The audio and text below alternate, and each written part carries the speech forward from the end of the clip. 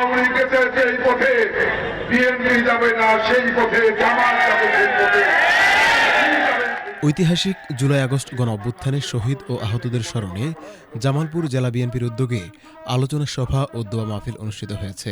বুধবার বিকেলে জামালপুর শহরের ফৌজদারি মোড়ে আয়োজিত এ কর্মসূচিতে প্রধান অতিথির বক্তব্য দেন জামালপুর ৫ সদর আসনের সংসদ সদস্য ও বিএনপির জাতীয় নির্বাহী কমিটির সহ সাংগঠনিক সম্পাদক অ্যাডভোকেট শাহ মোহাম্মদ ওয়ারেস আলী মামুন। তিনি বলেন, প্রধানমন্ত্রী তারেক রহমানের নেতৃত্বে বাংলাদেশকে এগিয়ে নিয়ে যাওয়ার পথে হাঁটা শুরু হয়েছে, তখন স্বাধীনতা বিরোধী শক্তি নতুন করে নানা রকম উস্কানির চক্রান্ত করছে। যারা ২৪-এর গণছাত্র আন্দোলনের নেতৃত্ব দিয়েছিলেন, তাদের একটি অংশ আজ সেই শক্তির সঙ্গে হাত মিলিয়ে সরকারের বিরুদ্ধে উস্কানিমূলক বক্তব্য দিচ্ছে।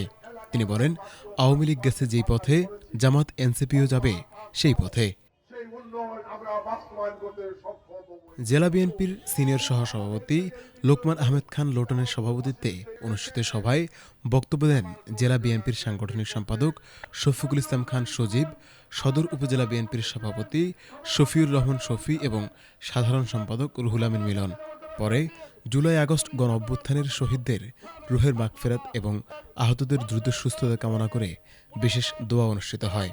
অনুষ্ঠানে জেলা বিএনপি ও এর অঙ্গ সহযোগী সংগঠনের বিপুল সংখ্যক নেতাকর্মী উপস্থিত ছিলেন। সেটা বাংলাদেশের মানুষ মেনে নেবে মনে করা কোনো সুযোগ নাই। কারণ আমরা আজকে এই সমাবেশ থেকে বিনয়ের সাথে বলতে চাই, বিএনপি সরকারের ভুল ত্রুটিগুলো আপনারা সঠিকভাবে উপস্থাপন করুন। আমার বিশ্বাস, বিএনপির নেতা মাননীয় প্রধানমন্ত্রী তারেক রহমান আপনাদের সেই ধরিয়ে যাওয়া ভুলগুলো সংশোধন করে সরকারকে সঠিক পথে পরিচালিত করবে, আগামী দিনে দেশকে সামনে এগিয়ে যাবে। কিন্তু সেটি না করে যদি বিএনপি বিরুদ্ধে বিরোধী দলের নামে ষড়যন্ত্র করে বাংলাদেশের রাজনৈতিক অখণ্ডকে অশান্ত করার চেষ্টা করেন, তাহলে আমার কাছে মনে হয় আপনাদের সঠিক পথে চলা হবে না, ভুল পথে চলা হবে। আর যদি ভুল পথে চলে, বাংলাদেশের মানুষ মেনে নেবে না।